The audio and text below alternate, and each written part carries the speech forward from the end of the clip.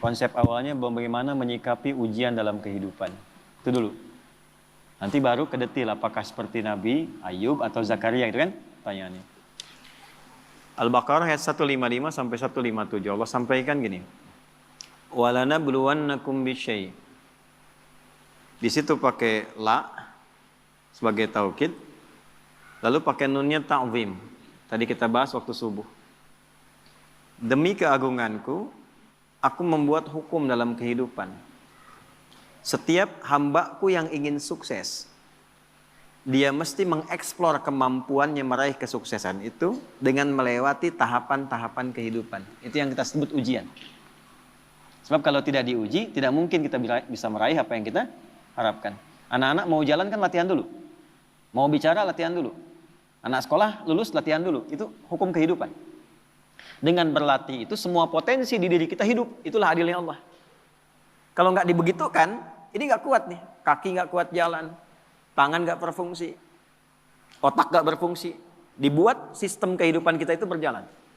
Lewat apa? Ujian. Jadi sebetulnya ujian-ujian yang kita hadapi itu satu secara fitrah Allah siapkan untuk memperkuat diri kita dan sistem bagian tubuh kita. Satu itu. Yang kedua, ujian hidup itu sebetulnya mengantarkan kepada setiap harapan dan kesuksesan yang ingin kita raih. Jadi kalau kita berdoa nih ya, Allah kasih hukum gini. Ya Allah, saya pengen lulus ke kampus A. Bagaimana jalan ke sana? Nah, itu sistemnya ada ujian khusus tuh. Ini yang dipelajari. Kamu tingkatkan belajarnya begini, ya, spend waktunya seperti ini, atur waktunya begini, yang dipelajari begini, mekanismenya diberikan instrumennya kepada kita. Otaknya dikasih, jalannya dikasih, pikirannya dikasih, hidup semua itu. Jadi kalau cuman pengen lulus tapi nggak ikut sistem ini, nggak akan masuk. Sorry ya? Nanti sama semuanya. Yang pengen pintar ada jalannya, yang pengen kerja ada, yang pengen sukses ada. Dibuat sistem seperti itu sehingga sibgoh kehidupan dunia kita untuk tatanan kehidupan ini semua hidup. Ya, ide muncul, pembangunan muncul, kreativitas muncul. Maka Allah sampaikan, walanabluwannakum bisyai'. Semua orang yang hidup, yang ingin mengharapkan sukses, ingin berhasil, pasti akan melampaui dan melewati ujian-ujian dalam kehidupan. Contohnya apa? Kegelisahan. Ju', rasa lapar. Bisa diartikan aset yang berkurang. Ya, naik turun dalam kehidupan.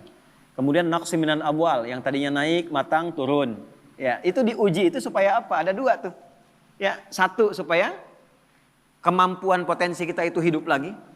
Kalau nggak gitu nggak keluar ide-ide kita itu. Nggak keluar kemampuan kita. Makanya uniknya perusahaan-perusahaan hebat kadang-kadang bikin studi, bikin masalah.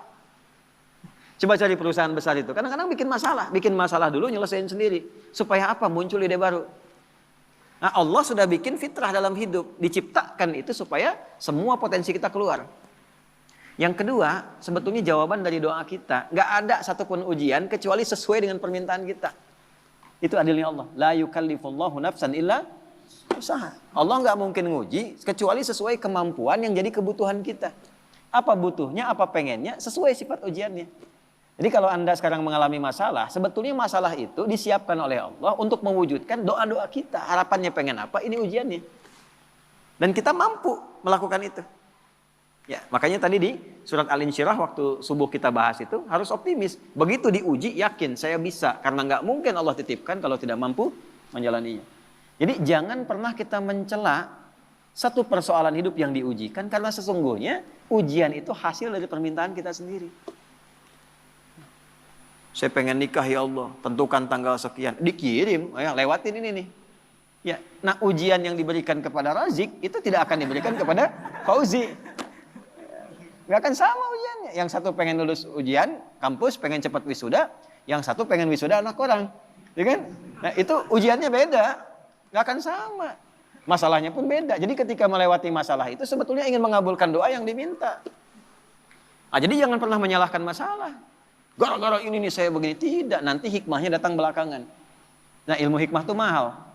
Hikmah itu tingkat ilmu tertinggi. Kalau belum paham, yakini dulu, lewatin dulu. Baru nanti hikmah datang belakangan. Nah sekarang baru kita masuk mas. Sebelum ke Nabi Zakaria dan Nabi Ayub tadi, bagaimana menyelesaikannya? Ya, Allah kasih contoh dulu. Nanti kamu kegelisahan pasti ada. Ya, lapar itu ada, gitu kan? Kemudian ujian berkurang harta, kadang naik, kadang turun ada, gitu. Dikurangin dulu nih supaya kreativitas muncul, nanti diakumulasikan lagi. Ya kalau nggak begitu nggak akan kreatif.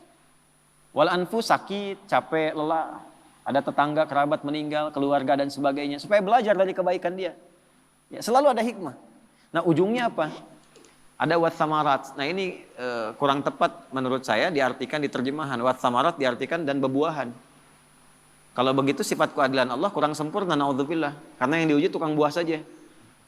Tukang sayur enggak, tukang boneka enggak gitu kan. Nah samarat di situ pakai ilmu balaghah bacanya, pakai kinayah. Kalau kita nanam sesuatu kan yang pengen buahnya. Tapi kan tanam dari benih, tumbuh, dirawat. Begitu besoknya mau panen, mangga, malam-malam diambil orang. Anda ikut tender, sudah memenuhi kualifikasi, begitu mau dihasilkan, diserobot orang. Ada ya? Wabasyiris sabirin. Nah, konsep umumnya Allah sampaikan, berbahagialah orang yang sabar. Itu konsep umum. Jadi kalau sedang menerima persoalan, dihadapi, terima dulu dengan sabar. Sabar itu apa? Bukan diam. Teruskan. Ya. Alladzina idza asabathum musibah. Yang kalau dia ditimpa dengan apa yang dia inginkan itu, nah itu musibah tuh. Ya, musibah. Saya pengen pesantren dikasih sama Allah, ini musibah. Jadi musibah itu nggak harus selalu buruk, tidak. Baik. Anda pun datang ke sini bagi saya musibah. Ya, sebaliknya saya ada di sini musibah bagi Anda. Jadi sesuatu yang dialami musibah itu. Kalau mengalami apapun, dia langsung punya keyakinan, inna lillahi wa inna ilaihi raji'un. Yang dititipkan Allah kok, pasti Allah ngasih solusi juga. Semua milik Allah, apa yang nggak mungkin bagi Allah. Nah itu. Cuman kesalahannya orang sekarang itu dilekatkan dengan kematian saja. Semua punya Allah dan akan kembali kepada Allah. Ya kita juga punya Allah. Gitu? Pekerjaan kita punya Allah. Masalah Allah yang kasih untuk mewujudkan kita, solusinya punya Allah. Maka yang dibangun oleh Allah pertama kali kesadaran paripurna kita. Kalau sedang diuji, ingat kepada yang uji. Apa tujuannya diuji? Belajar dulu fikihnya. Supaya siap dengan itu. Nah sekarang banyak orang ingin meraih hasil tanpa melewati ujian. Gitu. Coba yang mau nikah ini. Kan? Pengen nikahnya aja tapi belum belajar fikih nikah. Padahal Quran lengkap itu. Sebelum menikah pelajari tugas suami ini, tugas istri ini. Nanti akan ada masalah antara istri dengan suami. Masalahnya begini, begini, begini. Nanti akan ada masalah antara menantu dengan mertua. Masalahnya begini, begini, begini. Kalau kamu nanti mengalami itu solusinya begini, begini, begini. Sekarang jarang dipelajari. Pengennya cepat nikah aja. Tanggal tentukan, ini tentukan. Pelajaran belum ada. Dulu orang tua kita, kenapa ketawa? Dulu orang tua kita itu begitu kemudian mengkhitbah, dipacari, dikasih daun pacar yang perempuan. Lalu diajari rumah tangga 40 hari. Yang laki-laki belajar untuk memaksimalkan nafkah. Nah dalam masa menunggu itu disebut pacaran. Belajar fikihnya begini, ininya begini. Makanya dulu tuh banyak sekali pernikahan-pernikahan yang abadi dan langgeng. Kenapa? Karena fikihnya dipakai. Sama babnya kerja tapi tidak belajar tentang fikih kerja. Tantangan gimana? Menghadapi orang iseng gimana? Kalau makin naik, oh ini akan terjadi. Orang nggak suka, ingin menyingkirkan, ingin menyungkurkan, menghambatnya begini. Nanti cara menyelesaikannya begini. Ibadah ritualnya begini, secara intelektual pemetaannya begini, di lapangannya akan begini. Itu ada semua. Dan hebatnya adanya di Quran. Nah, makanya orang-orang yang kembali kepada Allah, dipuji oleh Allah. Ayat 157-nya. Ulaika alaihim salawatum mir rabbihim wa rahmah. Orang-orang yang memetakan mitigasi persoalan dan menerima optimis dia selesaikan, dipuji oleh Allah dibandingkan orang yang berkeluh kesah. Jadi sabar itu bukan diam. Sabar itu mengkontemplasikan, terima. Karena nggak diterima pun jadi masalah kita juga. Dan yang pengen itu kita juga. Terima dulu. Nanti setelah itu terhubung dengan Allah, sholat. Karena itu sholat disandingkan dengan sabar untuk menyelesaikan masalah. Ada di mana? Al-Baqarah 45. Ya, wasta'inu bisabri wassalah. Kalau engkau punya masalah, terima dulu. Bukan cuma engkau, yang lain juga punya masalah. Kan engkau juga yang minta. Nanti bawa solusinya lewat sholat, minta sama Allah petunjuk.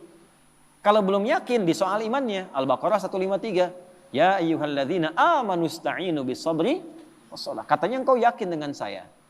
Engkau yakin percaya kepada saya. Saya kasih kok nggak yakin juga. Di mana imanmu kata Allah? Nah, setelah itu dikasih rincian jenis persoalannya. Ini orang-orang dulu yang punya masalah. Kamu pernah sakit? Aku ujikan kepada Ayub. Kamu pernah punya persoalan di rumah tangga tentang keturunan? Aku ujikan di Zakaria.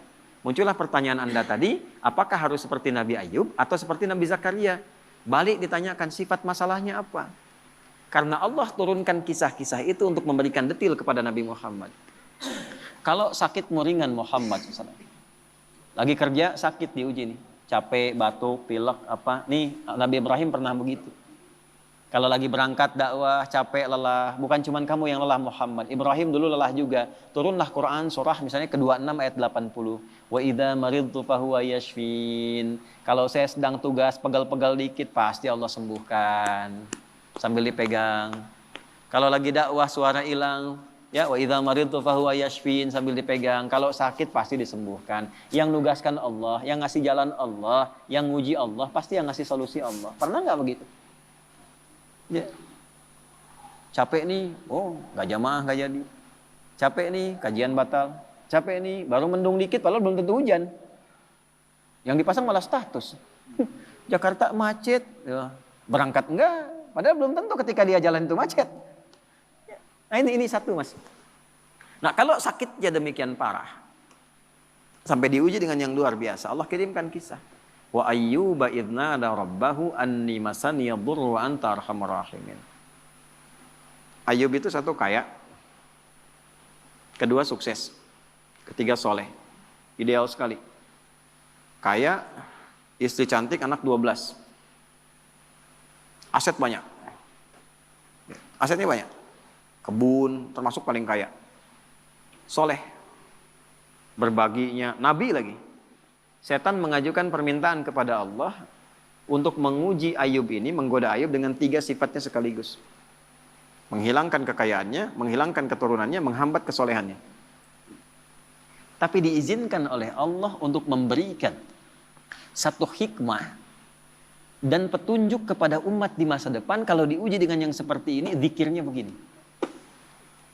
Pertama, minta kepada Allah supaya semua aset kekayaannya habis dalam sehari. Maka dalam sehari ternaknya mati semua, kebunnya kebakar semua habis. Dalam sehari.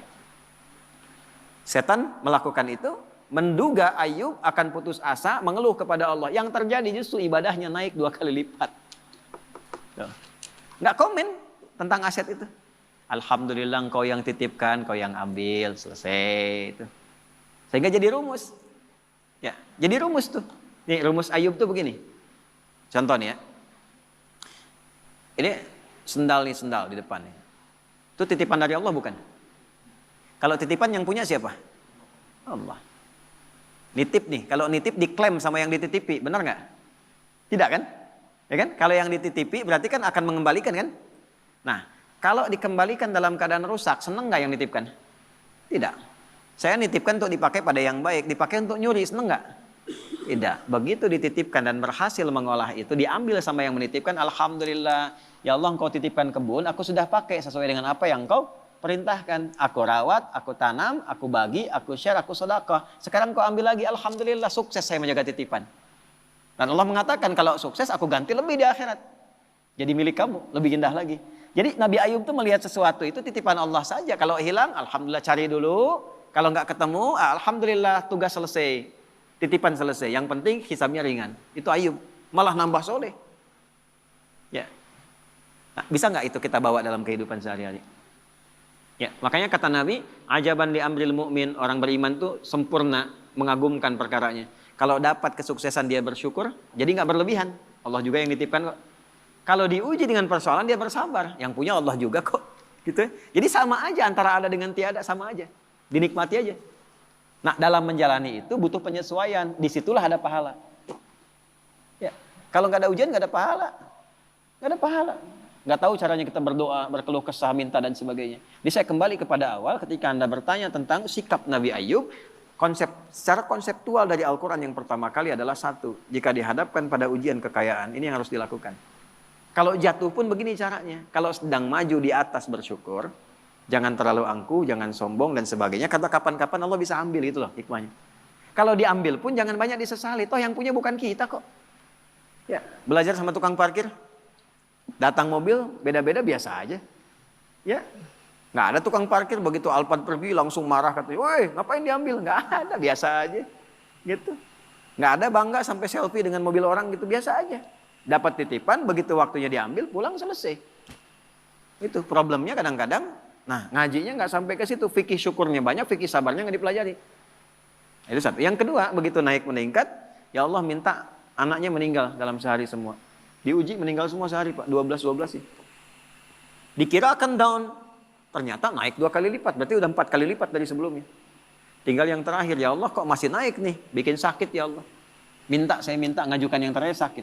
Yang sakitnya tidak pernah dialami oleh orang sebelumnya, nggak akan dirasakan oleh orang setelahnya. Ya. Istrinya datang mengatakan, Pak, kenapa nggak memohon pada Allah sembuh? Ditanya balik, kita itu senang, sehat, syukur berapa lama? Dijawab kurang lebih 20 tahun. Ada riwayat mengatakan 70 tahun. Sekarang diuji dengan hilang ini, ujian sabar dan saya sakit berapa lama? Ada riwayat mengatakan 7 tahun, ada riwayat mengatakan ya, sekian belas tahun. Kata Ayub begini, nanti aja kalau ujian sabarnya sudah sama dengan ujian syukur, baru saya minta sama Allah. Malu, dikasih 20 tahun senang, kaya, baik, kan? Tapi baru dikasih masih 15 tahun, 7 tahun dalam riwayat sebagian mengatakan, baru dikasih segini kita sudah mengeluh. Ntar aja kalau sabarnya udah sama dengan syukur sehingga seimbang. Tapi ketika sakitnya sudah mengganggu beliau untuk melaksanakan rutinitas ibadahnya. Tadinya masih bisa bangun, sekarang sakitnya sudah nggak bisa menahan berdirinya. Sholatnya sudah susah dan sebagainya. Baru Ayub minta kepada Allah. Dibukalah dengan fathah, bukan dengan dhammah. Kita tahu yang ngaji nahwu, setiap kalimat dalam bahasa Arab digunakan dhammah di awalnya, namanya mubtada. Tapi khusus ayat ini pakai fathah. Wa ayyuba, bukan wa ayyubu. Fathah itu membuka sesuatu sebagai inspirasi. Wa ayyuba. Dan aku buka kisah Ayub sebagai inspirasi untukmu. Kalau engkau mengalami persoalan yang sama, lakukan seperti Ayub menjalaninya. Idznada rabbahu anni masaniya dhurru wa anta arhamur rahimin. Ketika Ayub bermohon kepada Allah kesembuhan untuk ibadahnya, bukan sekadar sembuhnya. Anda sakit berobat ke dokter. Pengen sembuh atau pengen dekat sama Allah? Beda tuh. Ya, saya sakit nih. Diberi sakit oleh Allah nih. Minta sembuh. Semua orang minta sembuh yang sakit. Tapi jarang ada yang minta sembuh untuk meningkatkan ibadahnya kepada Allah. Ya Allah saya pengen sehat supaya tahajud. Ya Allah saya pengen sehat supaya pengen baca Al-Quran. Tarik ke situ. Nah ketika ditarik ke aspek ibadah, apa yang terjadi? Ya. Dan kalimatnya indah. Wa anta arhamur rahimin. Ya Allah, aku pengen meningkatkan ibadah kepadamu, tapi penyakit ini menghambat, sedangkan kau yang paling sayang kepadaku. Kalau dengan yang paling sayang tidak mengabulkan, kepada siapa lagi aku mesti minta? Itu pakai fa, subuh tadi kita belajar. Fastajabna, nggak pakai jeda, langsung dijawab. Fastajabna lahu. Kami langsung jawab. Fakashafna ma bihi min dur. Yang hilang-hilang, yang terasa sakit, habis semua, diselesaikan. Yang paling menarik, wa atainahu wa ahlahu mithlahum ma'ahu. Kami balikan lagi keluarga yang tadinya hilang. Tadi kan 12 anak itu meninggal dalam sehari kan? Tiba begitu sembuh, berhubungan lagi dengan istrinya hamil lagi, begitu hamil kembar 12 kali hamil, jadi 24. Yang tadinya 12 meninggal, sekarang lahir baru anak 24. Tuh, Zik, 24 tuh. Ya. Setelah itu apa? Karena Ayub ini dikenal dermawan, bagus, suka berbagi, maka orang viral, Ayub sudah sembuh, datanglah nengok. Datang itu bawa sesuatu. Ada yang datang bawa hasil kebun, datang mau nyerahkan, kaya lagi 2 kali lipat dari sebelumnya lagi. Dan ditutup dengan kalimat ujungnya, wa dzikra lil abidin. Kami tidak khususkan ini untuk Ayub, tapi bagi setiap hamba kamu yang punya persoalan serupa, lakukan zikirnya Ayub. Tuh. Ujiannya apa? Sakit. Ujian harta. Sedang turun, omset dan sebagainya. Ya kan? Atau dengan hal tadi yang disebutkan, maka zikir Ayub bacakan. Apa zikirnya? Ya? Anni masaniya dhurru wa anta arhamur rahimin. Itu. Jelas ya? Oke. Zakaria berbeda. Zakaria ujiannya di rumah tangga, istri divonis tidak mungkin punya keturunan. Wa mraati aqir. Istriku divonis, monopus dan mandul. Secara medis gak mungkin. Maka apa yang dilakukan? Membangun pendekatan kepada Allah, sholat. Ya, tapi kalimatnya indah. Rabbi la tadharni fardan wa anta khairul warithin. Ya Allah, jangan biarkan aku sendiri untuk memperjuangkan risalah dakwah ini. Aku pengen ada penerus, aku pengen punya keturunan. Itu bukan sekedar punya anak ya Allah. Supaya ada legasi dakwahku yang diteruskan oleh anak-anakku. Gak berhenti memperbaiki masyarakat itu. Ya itu kuncinya. Kalau cuma pengen punya keturunan, yang lain minta banyak. Tarik ke unsur ibadah. Tarik. Engkau yang paling sayang padaku ya Allah, aku tidak putus berdoa kepadamu dari mulai aku kuat sampai fisikku letih sampai rambutku memutih. Ada orang minta di depan 5 menit tuh. Pak Ustadz, Pak Masuri, tolong Pak Masuri. 5 menit, dikasih nggak? Belum tentu. Tapi 24 jam di depan, tangannya begini, Pak Masuri gitu, tolong 24 jam. Dikasih nggak? Keterlaluan kalau nggak ngasih. Ya kan? Allah punya sifat Rahman dan Rahim. Ini ada hamba minta begini, ya Allah, dari mulai rambutku menghitam sampai memutih, fisikku kuat sampai letih, aku tetap yakin bahwa Engkau akan mengabulkan doaku. Aku tidak minta banyak ya Allah, aku minta keturunan supaya bisa meneruskan dakwah bagi orang-orang untuk bisa menyembahmu. Langsung jawabannya sama dengan yang tadi Ayub, fastajabna. Gitu. Tapi isiannya apa? Yusari'una fil khairat, diisi dengan dharma bakti kebaikan. Ya, inilah salah satu yang sanadnya ke Syekh Nawawi Al-Bantani. Ya, jadi kalau pengen cepat doa dijawab, salah satunya bukan sekedar doa, sertakan dengan kebaikan, bisa dengan infak kalau ada harta. Ya, bisa dengan ibadah tenaga, sholat tambah, baca Quran tambah, supaya Allah mempercepat pengabulan doa. Nah, itulah wasilah. Ada konsepnya di Quran surah 5 ayat 35. Ya ayyuhalladzina amanu taqullaha wabtaghu ilaihil wasilah. Hei orang beriman, kalau punya hajat, punya keinginan, tingkatkan takwamu kepada Allah. Dan jadikan takwa itu sebagai wasilah. Bentuknya apa? Takwa dengan tenaga, amal solehnya, sholat. Kan nggak bayar sholat. Kan? Takwa dengan harta, infak, sedekah. Cari anak yatim, cari penghafal Quran, ya, cari janda-janda dan sebagainya misalnya. Yang memang ada tanggungan yang bisa kita bantu. Itu jadikan wasilah untuk minta. Cuma mintanya jangan tarik ke dunia, pandai. Tarik ke akhirat. Minta sama Allah, tarik. Gitu. Saya pengen punya ini ya Allah, supaya saya bisa beramal soleh. Nah itu. Jelas ya? Nah jadi sekarang tinggal pilih mas. Nanti indahnya di Quran itu semuanya ada contoh. Nabi Ibrahim ada persoalannya. Nabi Nuh ada persoalan. Semua nabi yang ada di Quran itu semuanya ada hikmahnya. Dan akumulasinya ada pada kehidupan Nabi Muhammad SAW. Maka kesimpulan Quran cuma satu untuk Nabi Muhammad. Laqad kana lakum fi rasulillahi uswatun sana. Tinggal diurut. Jadi kalau kita sedang punya masalah apa, gampangnya gini. Nabi pernah mengalami itu di mana, kapan, petunjuknya apa. Ikuti, selesai seketika.